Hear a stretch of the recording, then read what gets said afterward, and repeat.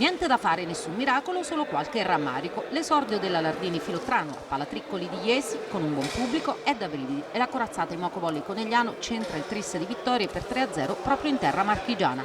92 minuti di gioco non pervenute le marchigiane nel primo set, 11-25 in 22 minuti. Molto meglio negli altri due, sempre troppo poco contro Egonu e Silla, 12 punti ciascuna per una squadra work in progress.